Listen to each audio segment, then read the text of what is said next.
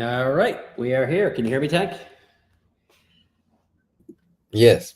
Excellent. Great. All right. Great to be here. Welcome, everybody, to this latest episode. I should get the number right, Tank. I think we're just under 130 or maybe close to our 130th episode of This Is CDR. I know, amazing, which we've been doing, obviously, on most Tuesdays with some weeks off for the last few years. And this program and this regular webinar is kind of one of the sort of flagship activities of the Open Air Collective. If you're new to Open Air, we're a grassroots, all-volunteer community around the world that are advocating for carbon dioxide removal in a multitude of ways, including policy advocacy. We'll toss the link to our website in there, which will be revised hopefully before August 1st. But really, really excited to be here. And the whole purpose of this show, as we say every week, is This CDR is this still new thing that becomes more and more new and complex all the time. And when someone looks at it from afar, they can sometimes think they're looking at science fiction or something worse. But the reality is it's being driven by real people with real ideas and real histories and real dreams.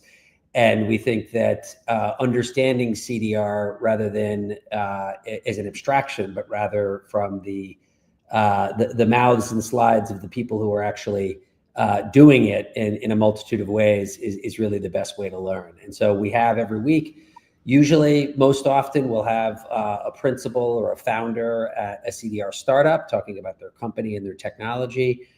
We often have people with policy expertise come in and give us updates or clarity on different policy developments in different geographies.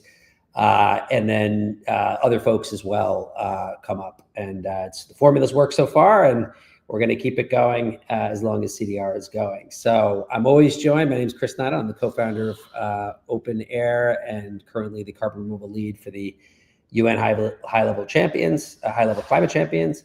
And as always, I'm joined by my friend and co-host, Tank Chen in Taiwan. Tank, what's going on, man? Yeah, thank you, Chris. Hi, everyone.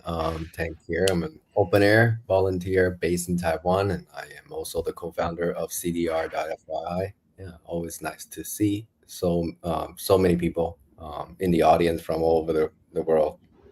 Yeah, absolutely. And any cool developments on your side, man, or anything that caught your attention in CDR world this week? Well, we're coming up with the CDR.FYI. We're coming up with the quarter report. So stay tuned for that. I think the market has grown so much since the beginning of the year, so we're going to try to reflect that in our report. Yeah, and then over at CDR Jobs, we have a salary survey that's out now. So if you have a chance, please go take a look at it. We want to bring as many people into, championing for CDR and also working in CDR. But and so we really want to take a look at, what the job market is like as well. So, yeah. So I'm dropping the CDR.FYI link in the comments. Most CDR heads are very familiar with it, sort of live and die by it in some ways. I am, but the weekly and the quarterly newsletters are just the best way to keep your pulse on the fundamentals of CDR, the CDR market, really. So absolutely a must read. We're due to have CDR FYI on the show again sometime soon, Tank. So we should probably try to arrange for that before the end of the summer. Yep, same here. Been a busy week. Really focused on COP30 stuff right now, and not at liberty to really talk much about that yet. But I feel optimistic that this will be there'll be a more significant showing around matters related to CDR this time around, which we're trying our best. But we'll keep people posted on that, and also planning some events for New York Climate Week. A really exciting one with Cornell University on carbon removal in agriculture. So as the details for that go public, I'll be sure to share it here for anybody who wants to come, and we'll be live streaming it as well. But it should be a pretty awesome event. All right, so we're going to get on. I'm going to have Tank introduce our guest, but I should give a little preface here, is that this is insane that we've made it to episode 130 or so without having one of the OG DAC companies, SkyTree, join us. They have always had their own way of looking at technology and what a path to growth and success is. That is one that actually really resonates with a lot of my instincts. And in the last year and change, they've made some really interesting strides, which we'll hear about in terms of actual steel in the ground and project development. So even though it's overdue, there's no time like the present. So really excited to have SkyTree, again, one of the original direct air capture. We have Elena, who I got to meet at a Carbon Unbound, and we just got talking, and I was like, oh my God, we gotta have you on the show. So I'm gonna hand it over to Tank, and I'm gonna allow him to go ahead and make the introduction, and then we'll get right into it. And I'll bring Elena up right now. Hi, everyone. Hi. Thank you for having me. Our pleasure. Thanks for coming. So today we're very excited to have Elena here. Elena Nikonova. She brings a global perspective to her current work in the DAC industry with a background in electrification at Shell Recharge and Engie, where she led e-mobility rollout for major clients like Amazon and Ford. She holds a PhD in applied mathematics from the University College of Dublin. And yeah, very excited to hear about SkyTree. Great. So maybe before we, thank you so much, by the way, for finally having SkyTree here. I think I'm gonna, from now on, use that we are the OG DAC company. So maybe, before we kind of jump into this, how I came to CDR in general and about my journey. So, I was a PhD student, like working in cancer biology out of all things, and applied mathematics and that. Like, you could not be further away from CDR at that point. And then I wanted to, I wanted to move from academia. I joined a strategy consulting company, and I kind of quickly realized that I really love working in renewables. And, we were working on a project building one of the largest wind farms in Europe. And I was like, okay, well, the renewables is my thing. I want to stay in there. Then I joined a company called New Motion. We were making EV chargers, across the globe. It got acquired by Shell. I was leading the international partnerships department there. We did electrification of all major companies that you could think of that use EVs, like Amazon and Ford and Renault, Daimler. And it's kind of funny how, like, the DAC journey very much looks like the EV journey, as in it kind of goes through the same hurdles. Like, people don't believe in, didn't believe in EVs, and now we're here at the mass adoption stage. The same with, like, everybody was concerned, okay, well, when we're going to have so many EVs on the road, how are we going to balance the grid? And like, it's going to be very constrained. The same thing we hear about DAC. Anyway, so I ended up spending, like, I think a bit over a decade in EV and EV charging.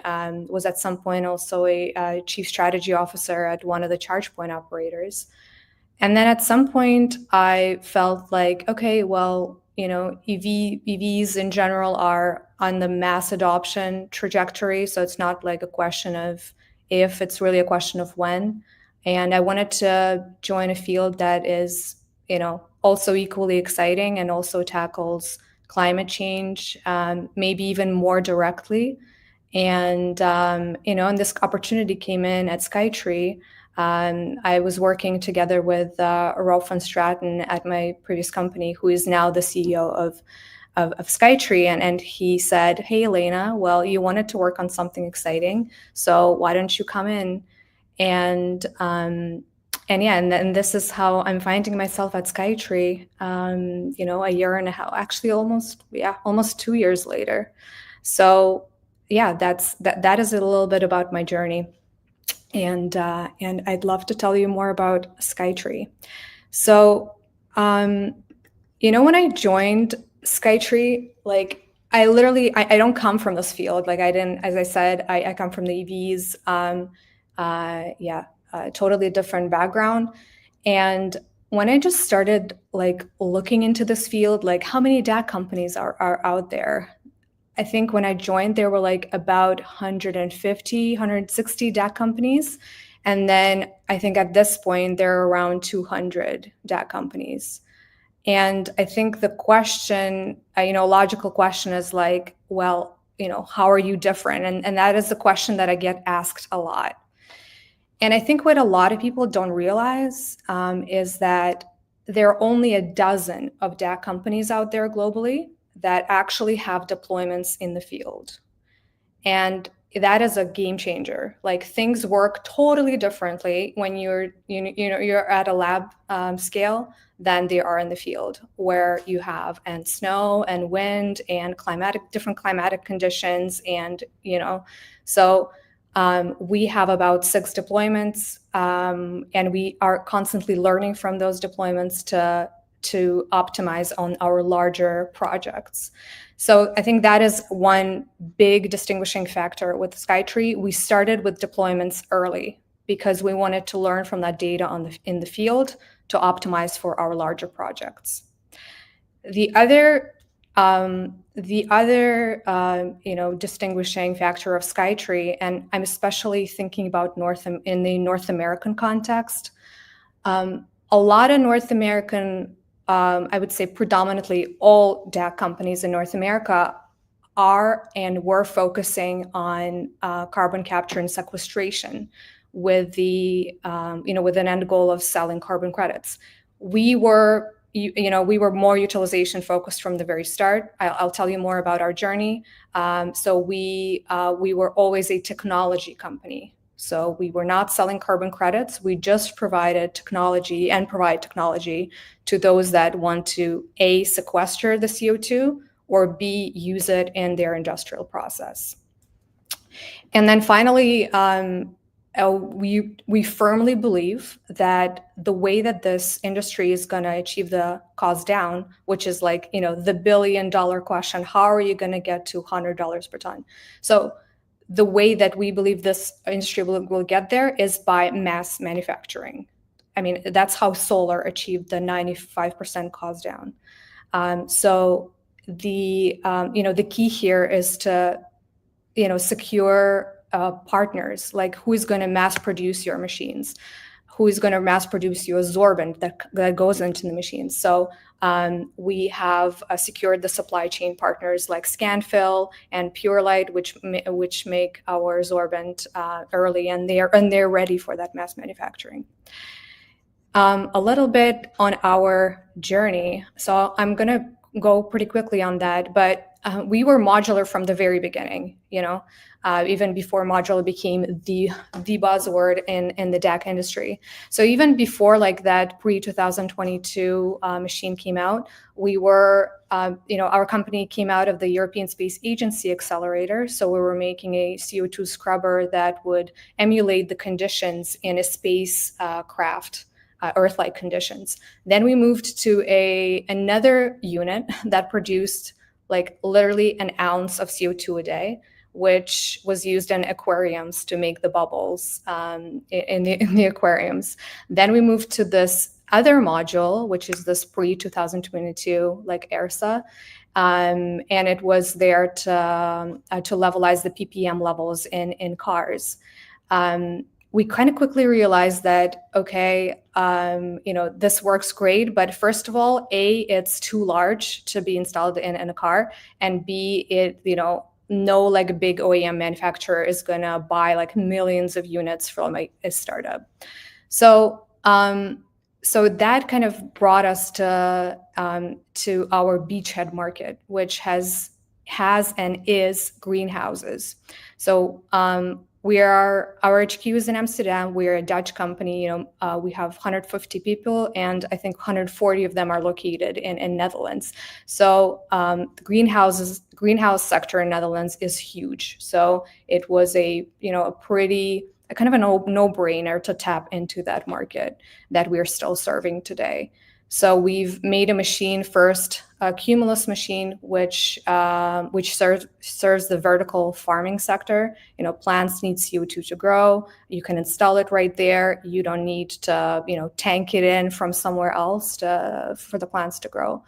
And then our technology evolved. From then on, we have created. After Cumulus, we have made a machine called Stratus, which is a much larger machine. It produces currently a ton a day. and it's been moving for the last 2 years, and in a very fast paced. So we've created a lab a lab concept, then an alpha, a beta, and our beta unit is actually going to be installed in Alberta in Canada this year. And so as you can see here, throughout our journey, we have always been modular, and we believe that at the end of the day, the way that I would love to explain it to our customers is, we have a box and it produces a certain amount of CO2. And if you need more CO2, you just put more boxes together. I mean, that's as simple as it is. What do we need for this whole thing to work? Well, first of all, it would be nice to have some air, right? Like that's our input.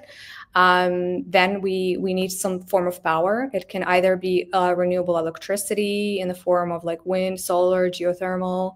And another important point here is that we can also utilize waste heat.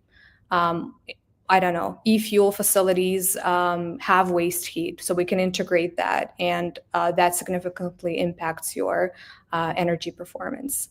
And then the other input that I've already mentioned is a sorbent. So a sorbent is a material that a CO2 binds to, and it's an incredibly important part of a DAC machine. This sorbent, like when you innovate on it, it really will drive down your performance, because when you innovate on it, you can increase the capture capacity and decrease the energy consumption.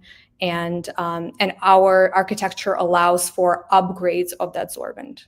So basically, when you have a new upgrade, you can get the old sorbent out and put the new one in, and here you go. You didn't have to upgrade the whole machine, but all of a sudden your machine produces more CO2. We currently, our machine currently produces over 450 tons of CO2 per unit. Obviously, it's going to be upgraded as our technology gets upgraded. I think last time I checked, it was at 98% purity. It can be upgraded even more if you need that, I don't know, for food and beverage applications, for example. And another important point is climate. So we have climate adaptation kit. I'll talk about a little bit about it later, but climate plays an incredibly important role in how direct air capture unit performs. Whether and also like the altitude, the humidity, whether there's a lot of sun or it gets really cold, all that impacts of how it's going to perform. The markets that we serve. So I already mentioned the greenhouse market, which was our beachhead market, and it's an incredibly important market in the Netherlands. I can talk about it like I feel like forever. It's a market that's also has a lot of subsidies in the Netherlands because the government wants the growers to change to sustainable source of CO2. The second one is food and beverage, with an obvious application of carbonation of beverages. All those bubbles that you see in your Coca-Cola, that is carbonated beverage. But there are way more applications in food and beverage, like even making dry ice for your packaging. So these are kind of like near-term applications that we are focusing on, and then the applications that I'm personally working on, and we're talking about really large projects here. So that is carbon capture storage application. So when you capture CO2, you store it underground or in a building material with an end goal of selling carbon credits off the back of that. And so, for example, like the Texas projects that I will talk about, these are purely CCS type of projects. And then there's another application, which is e-fuels. So e-SAF, sustainable aviation fuel, e-methanol, e-kerosene. You need CO2 to combine it with hydrogen in order to make these type of fuels. So this is this is another application which is emerging. There are ESAF mandates right now in the EU.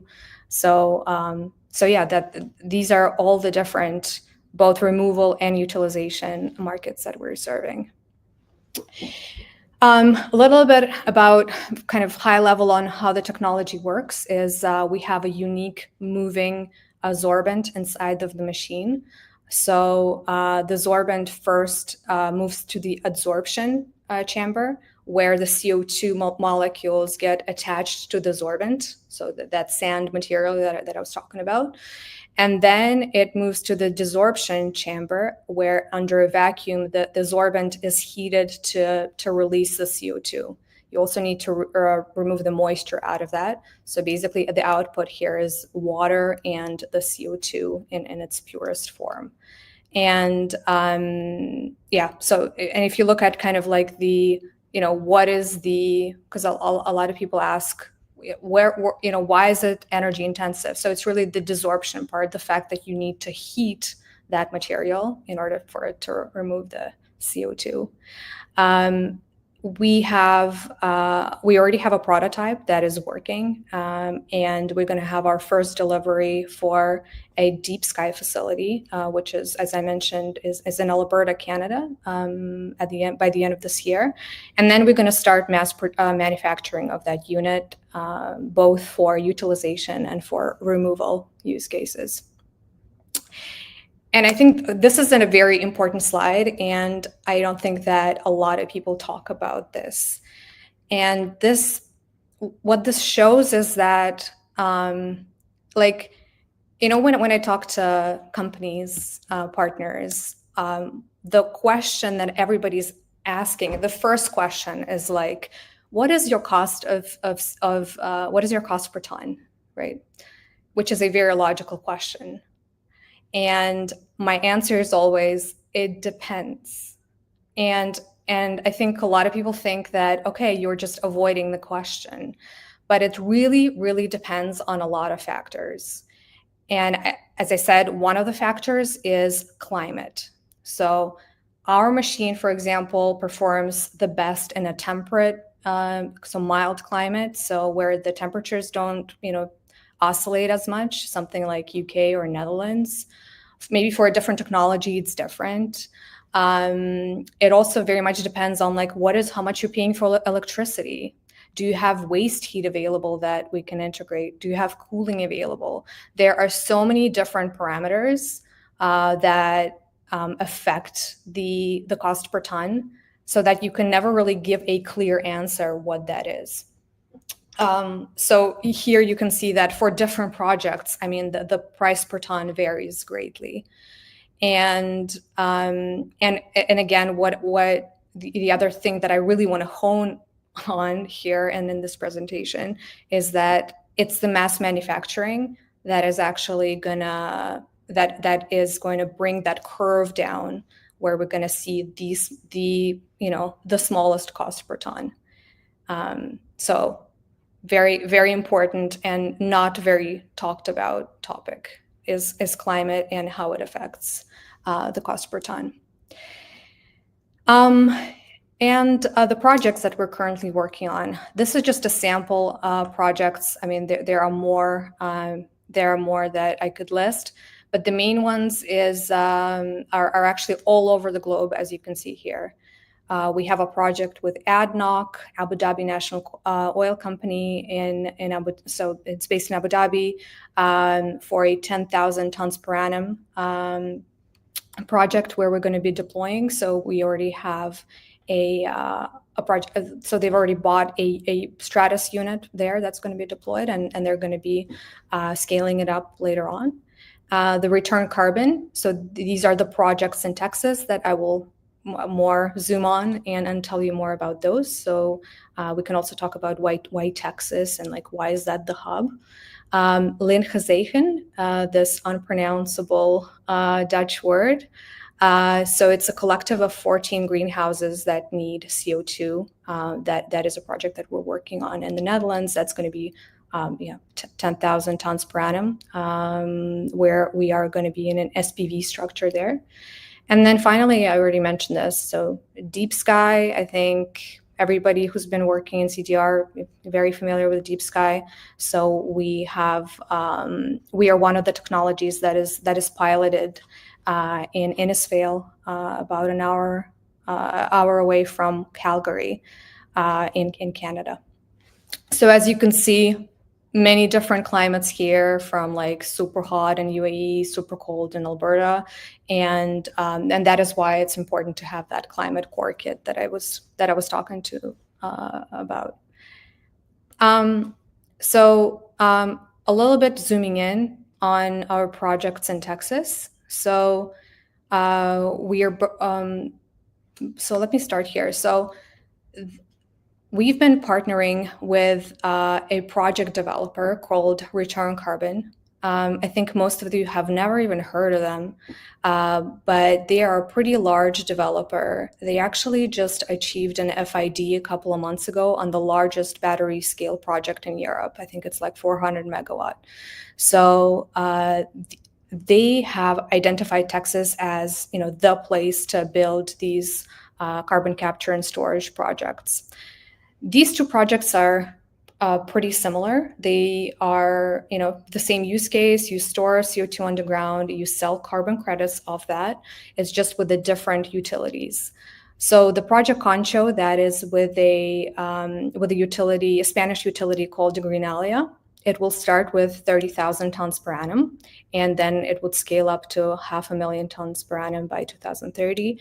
And it's a greenfield project. So meaning that, still the wind farm needs to be built. We need to build the DAC hub, the storage needs to be created, etc. So we are now in the FEL 1 study of that project. And then for the EDF and Return Carbon, well, that project, the way that came about was EDF launched a tender, which we won together with Return Carbon. That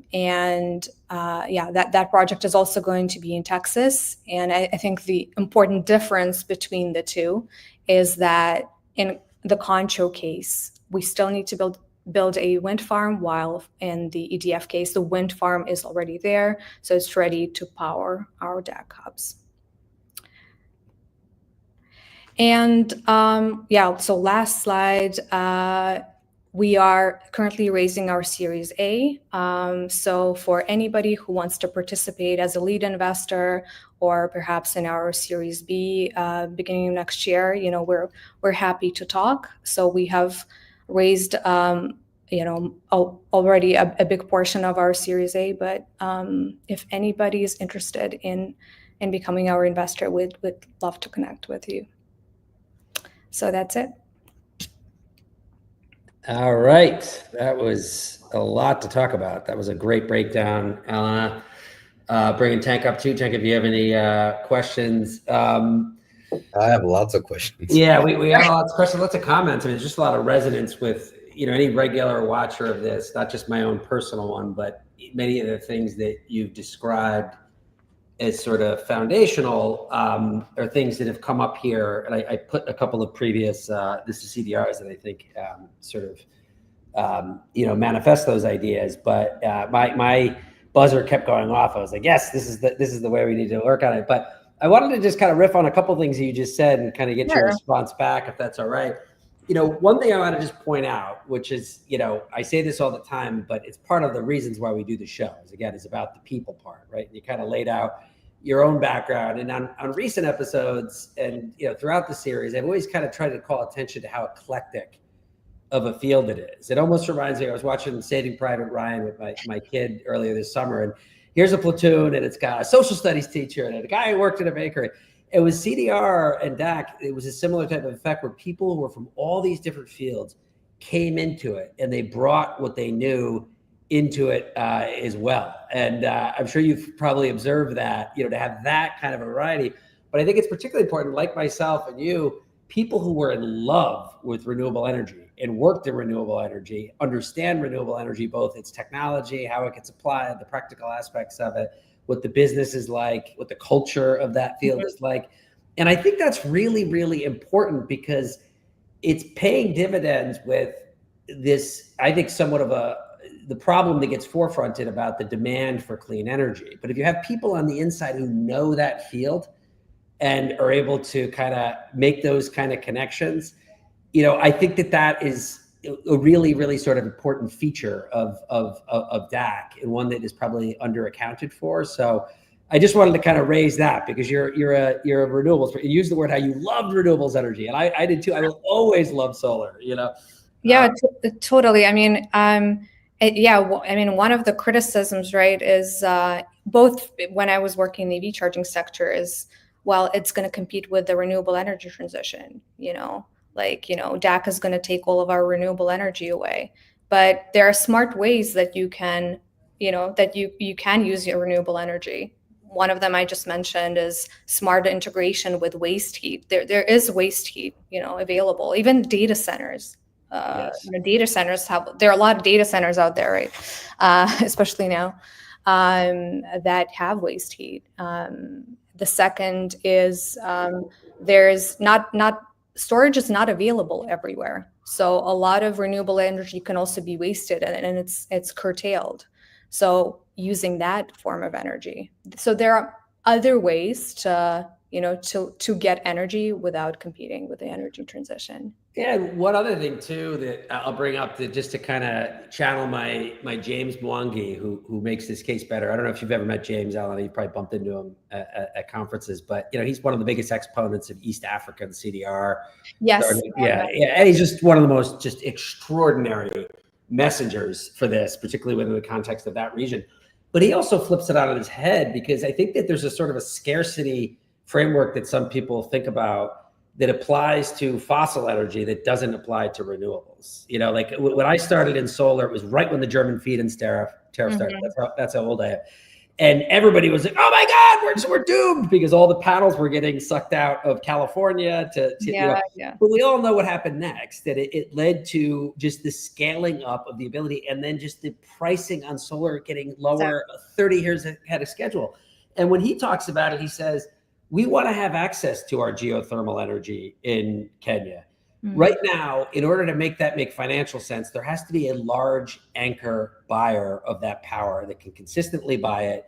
Many of the candidates for that traditionally are dirtier types of industries. That the key to unlocking that, for all intents and purposes, almost limitless renewable energy, at least for what Kenya needs, like you could see DAC coming in and being that anchor customer, and then that opening up the ability to get more energy rather than less. So anyway, that's a bit of a rabbit hole, but because I know I'm talking about a renewables person. No, I think geothermal integration with DAC is a match, is a perfect match if you can get that geothermal energy, because it provides the base load, right? So with a lot of the renewables are intermittent, right? Like when the sun doesn't shine, you don't get your solar. When the wind doesn't blow, you don't get your wind. But for a DAC park to operate, you need to have some kind of base load energy, and the grid, you don't know what's in the grid, and the geothermal provides that constant renewable power that we need. Yeah, absolutely. Well, let me bring up another thing too, because there's so many things again that you just brought up, just in terms of the DNA of the company and the technology and your guys' approach. But I think that we had Kara Maizano on last week, who wrote the, industry integration. I always forget the name of the paper, but it's an awesome and very influential one.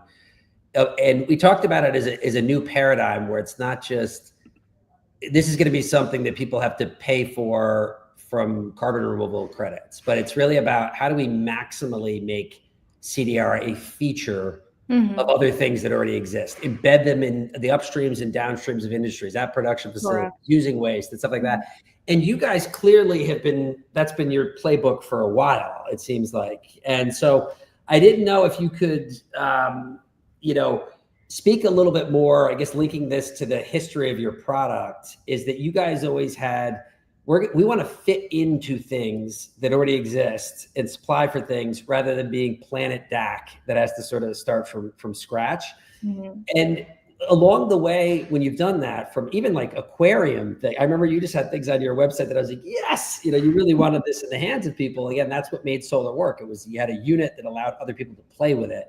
And that's how demand was discovered. Do you know, I know you've only been there for a couple of years and it's a pretty old company by DAC standards, but like having pursued that, like addressing niches, building small products that are purpose-built to solve certain problems, have you already seen learning curve and innovation sort of surprises that have sort of paid off as a result of that approach? Does that make any sense? And just maybe to contrast.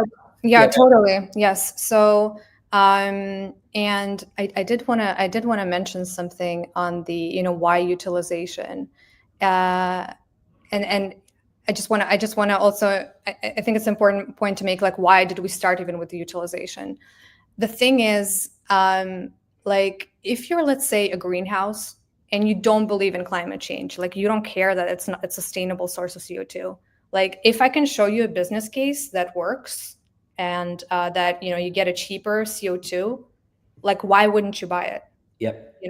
Like for CDR projects, which are, pretty much are, fueled by the voluntary carbon market, that is a different sell. Like, you either want to buy carbon credits or don't, right? That's why it's voluntary. While with somebody who buys CO2 who's already using it, like if it's if it makes sense financially, you will buy it. Yeah, it's so smart. I mean, if you think about even solar, I mean, yeah, there was policy about we need to do this to reduce emissions and stuff, but all the early adopters of that they were trying to solve logistical or cost problems, right? Mm-hmm. And like, so for a greenhouse that would want to buy merchant CO2, I mean, good luck getting secure and certain pricing on that over any long time horizon. So they would even be willing to pay a premium for it if it's like, okay, you can that you can get that CO2. And the climate benefit is just sort of a lower order priority, but it all drives us in the same direction as we're getting the technology out more and you're bringing the cost down, right? Yeah, I think you're really touching upon a very important point. So a lot of the customers, like for example, in the e-fuel sector, they're not buying DAC CO2 because of sustainability. It's security of supply. That's the main driver. Like, they don't want to, as you said, Chris, like they don't want to be dependent on some like ethanol plant, like closing down and not being able to deliver that CO2. So yeah, I just feel like in the utilization case, it's much easier to explain and to make it work. But anyway, so on your question on what kind of learnings we had. So I think one of the biggest learning is just regarding the, obviously I've been talking about climate and how it performs differently. That's why we have all these different climate core kits, which we did not have before, because, you need to insulate a unit when you're like in, negative temperatures somewhere in Alberta. I think a lot of learnings just regarding the technology. We realized that, for example, in our earlier units, we have a fixed bed absorbent, so it doesn't move. It's like a cartridge, basically. But we realized that it's driving a lot of energy. So that's why we have that moving absorbent architecture that contributes to a lower energy consumption. So a lot of technology learnings, definitely, and that's why you have to have deployments like early on. Got to get it out there. It's not. Got to get it out there. Yeah, you got to. Yeah. Yeah. And that's the thing too. Just to give people a comparison, there's many modularity is a thing. You know what I mean? There's a lot of companies that have done it. Some though have modular production, but they would only deploy at a large scale. And then there's ones that are hyper distributed, like the solitaires and the carbon reforms. But the big benefit is you're making the thing, you're learning how to make it better. The costs go down. There's other discovery.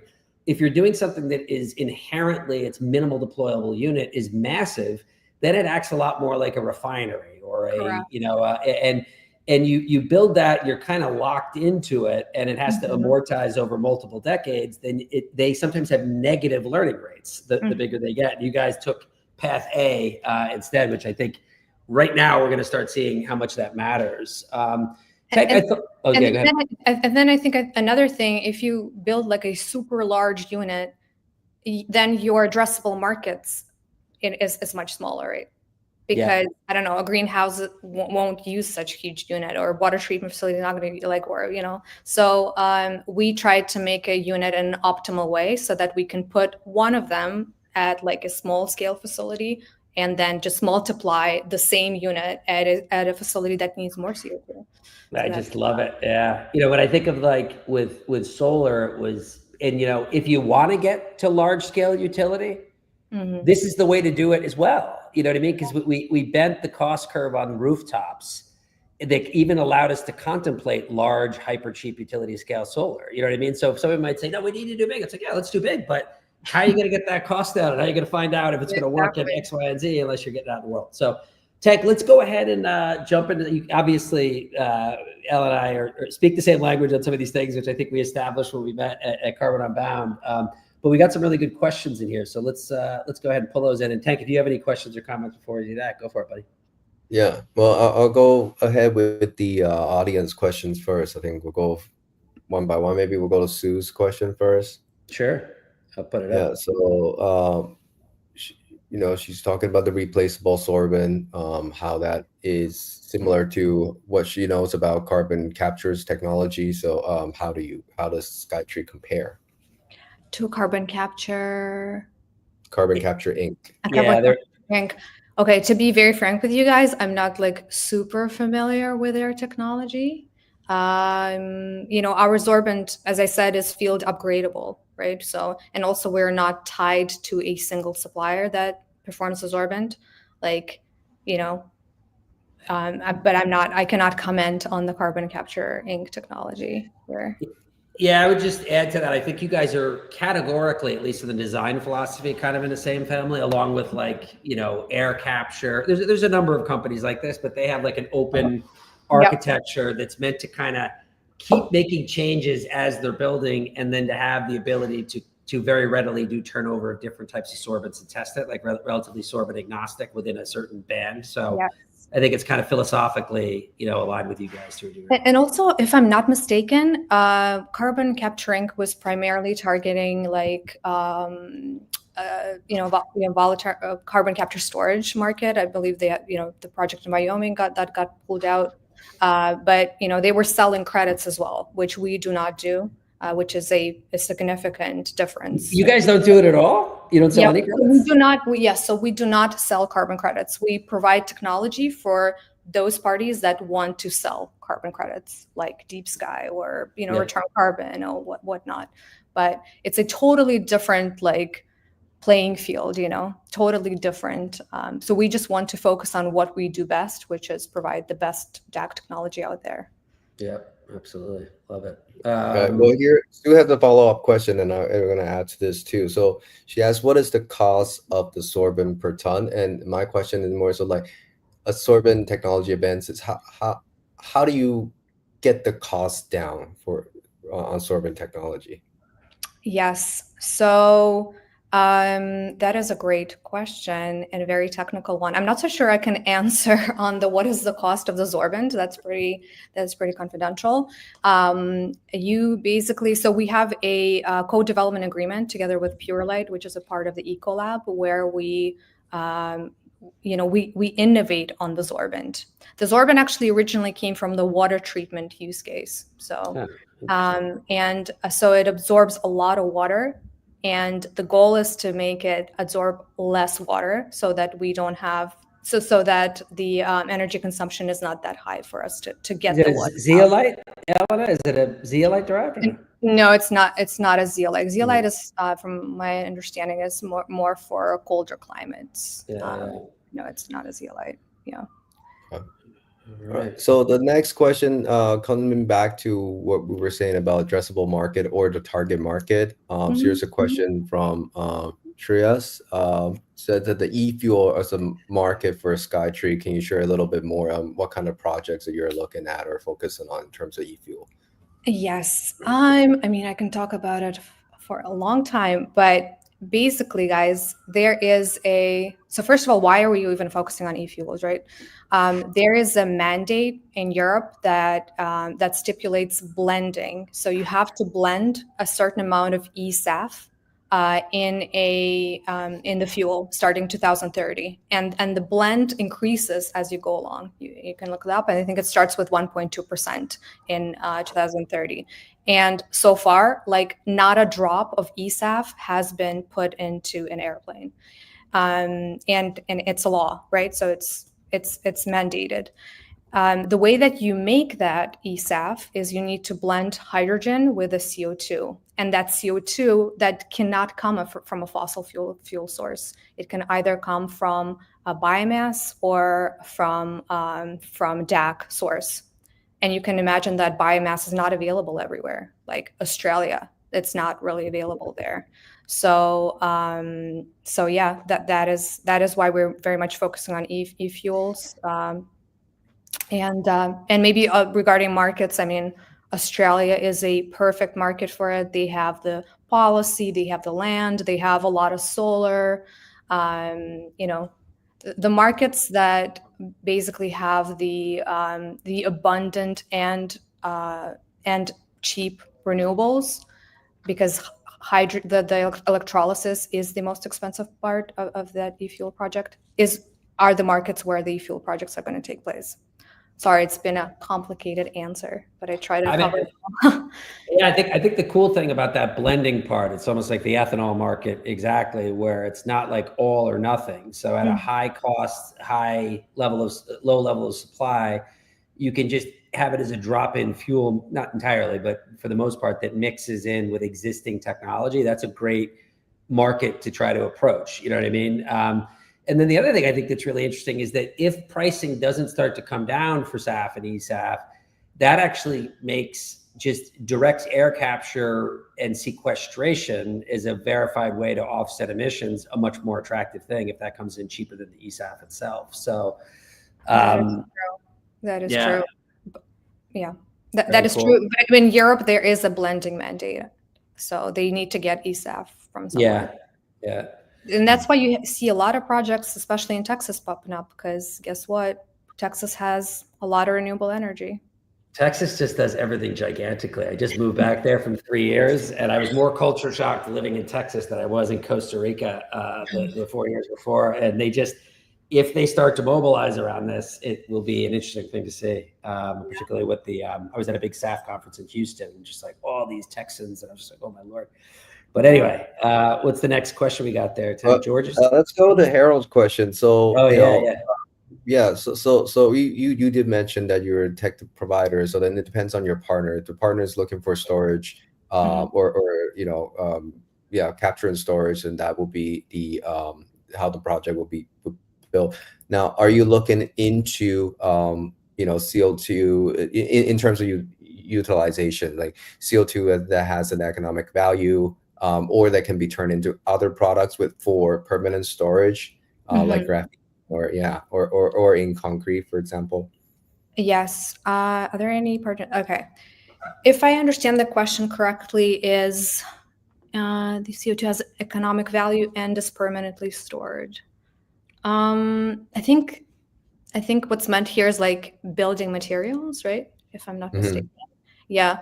So from my experience, even if you use it in a building material, like, there are some studies that show the concrete gets more sturdy if you inject CO2 in it.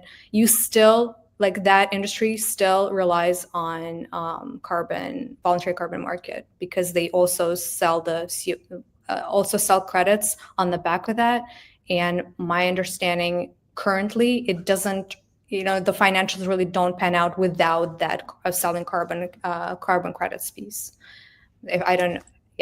So I think it'll be interesting to see how the pricing of that. So it's basically what Harold's talking about is utilization plus permanent storage. And so, like, the best examples of that are things like concrete, asphalt, graphene, that you could start to see. Does that, with cement in particular, you have this thing of, here's some little marginal changes we can make, and then 2050 we're all going to have carbon capture and sequestration, which is enormously expensive. So it'll be interesting to see if it pencils out where it's cheaper to come up with carbon-based inputs into things like concrete, which cement is the main utilization for. Will those cement companies start getting behind more investments in that, like in setting it basically within their own, sort of value chain. So that is something that will be interesting to see.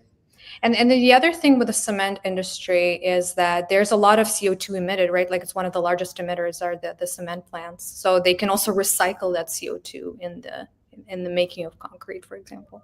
Yep. Yeah. Okay, should we go to the last questions we have here? And if folks have more questions, be sure to put it in the chat. So George asked about electricity consumption per tons of CO2 capture. So if you want to operate 24/7, what is the true cost of using mostly renewable electricity, and how does that compare with geothermal cost? Yeah, because we were talking about geothermal would be a perfect match. Okay, so the question, what is the electricity consumption per ton? So we're aiming to be at about a 1 megawatt per ton captured. Regarding these figures of 10 to 15 cents, to be honest, these are like on the higher end that I've seen for the projects that we're deploying currently for the renewable projects. Cannot say much about geothermal because we have not been doing geothermal. But yeah, from what I'm seeing here, the 10 to 15 cents, that's like way above the prices for electricity for the projects that we're deploying, to be honest. And also don't forget, again, I mentioned this, there is waste heat available, for example, for e-fuels projects, for other projects as well. So that can also be leveraged to reduce energy consumption.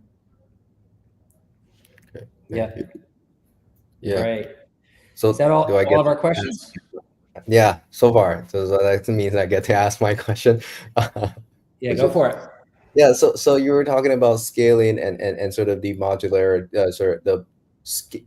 building out the modules, right? By, I guess, the cost saving will come from economies of scale of the manufacturing of the module. Yes. I was wondering, like, you did say that sorbent will be one, and so this is really interesting. It comes back to what we were talking about last week as well, is that how do industries integrate carbon removal into their existing practices? And one of the things that I've been looking at for a while is for DAC components, for example, beyond sorbents and solvents, what are other components that potential manufacturers should be looking at, if they want to partner with that company like you, would this be like, because I'm not all that familiar with the components, but would it be like servo motors, for example, or like what components go into the DAC system that we could partner with? That you'll be looking for partners for manufacturing partners. Yeah, exactly. So one of the things that I mentioned, so, some industries can take gaseous CO2, like, I don't know, water treatment, for example. Other industries, they need a liquefied forms of CO2, for example, to store. So one of the partners that we'd be looking at are liquefaction partners. So, somebody who would liquefy. Other partners are purification partners, so who can actually bring the purity of CO2 to a BEV grade, which is like 99.9%. So, we don't make these modules; these are add-on modules, and we don't really intend to make them. So, yeah, these are the types of partners that we would be looking at. And obviously, if you're looking like a larger site, like compressors, there are other auxiliary equipment that we partner with. As long as you're on the topic of components, right, Tank, would it be good just on the, I guess is the question more or less about if there's anything you could say about the air contactor design, and it looks like this gentleman is from a cooling tower manufacturer. So I just wanted to pop that in there because I'm sure he's asking that around partnerships or. Yeah, sure. Well, let's talk. I'm not a technical person, so unfortunately I don't know all the details, but yeah, happy to connect about this. Yeah. Cool. Pop your LinkedIn there. People can look you up on LinkedIn, I guess, and reach you that way.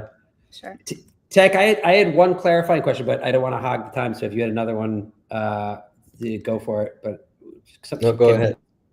So in the presentation, you brought up the 4 projects you're working at, and I was wondering, obviously the finance part of this is as big and complex and important, coming up with creative ways to do that, as the technology itself. You mentioned the SPV, I think, for the Dutch project or one of them. Can you just tell me a little bit about the outlines of that? Yeah, so basically in high level terms is, so sometimes we sell the equipment, and that has been our preferred way of doing. You want a unit, you get a unit. And sometimes one of the ways for us to realize a project is to enter SPV, where we also hold an equity in the project. So basically we can have CO2 as a service model, where we are getting paid per ton of CO2 delivered. And but also all the upside. So whenever we have a better sorbent and a better machine, we collect the upside. So this is in a kind of a high level what SPV means. It basically means that we are a part of it. We are also a co-owner of the project. So it's performance based, and if you clear what the terms are of your exchange, then you obviously, that's great. Cool. Correct. And we also obviously take a part in, when you need to finance something, you need to have offtake agreements from all these greenhouses or whoever else is going to buy that CO2 from you, right? So we also take a part in orchestrating all that. Yeah.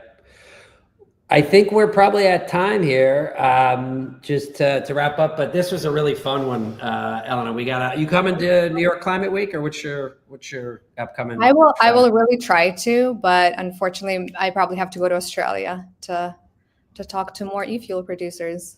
Well, it's also the next COP after Berlin is going to be in Australia. And so hopefully we can start to set the stage, because SAF and many of the things we talked about the industries that you guys are focused on are definitely just broadly part of the action agenda for COP. That's no surprise. So it'll be interesting to see if we can kind of really start a conversation more formally and then roll that into Australia, which really does have some just very unique outlier kind of conditions that make them a good fit certainly for direct air capture and the way you guys do it. So, but anyway, Elena, this was a great pleasure. And let's definitely, if you want to hang on for a second after we stop the stream, maybe we can debrief for a second. Great. But I will go ahead and pop this up here. Let me do this here. Okay, great. And for next week, I'm excited about this one. As I mentioned last time, we're going to do like a series, like maybe 1 or sometimes 2 a month between now and the fall, that focuses on the intersection of CDR and wastewater treatment. And that, I think, is a really that and data centers. There's a few pieces of infrastructure that are out there that are high potential but underreported, but there's a lot of people kind of working on them. So we've had some folks on before, like Crew Carbon, we've had Planetary on, that do integrate with wastewater treatment. This one is a really interesting one. They won a grant from Four Corners, the organization that I co-founded and still act as director for. And what they do is they take the biosolids and from wastewater treatment, and they turn it, they pyrolyze it into biochar, but they've engineered the biochar in such a way that it's optimal to be an aggregate for concrete. And so people like Harold, who are on here, people like Sue, who are in the audience, understand the significance of that, because aggregate is usually sand and gravel, and it's the majority of the mass of concrete. So if you can start making that stuff out of carbon, while solving problems like what do we do with our biosolids and give people a better utilization for it, that is the gateway to not only carbon neutral, but potentially carbon negative concrete, which is extraordinary. So we're going to have the really great guy, Garrett Banish, who really he runs their aggregate line of businesses. And he's going to be on talking about their technology. And they're actually quite far along. They have operating plants now in multiple places. So definitely worth jumping on and catching that one. All right. So with that, guys, I'll bid everybody adieu. That was a great episode. Again, thanks to Elena. Check her out on LinkedIn. Check out their really informative website as well. And we'll see you guys next week with Bio4Stack. See you, everybody.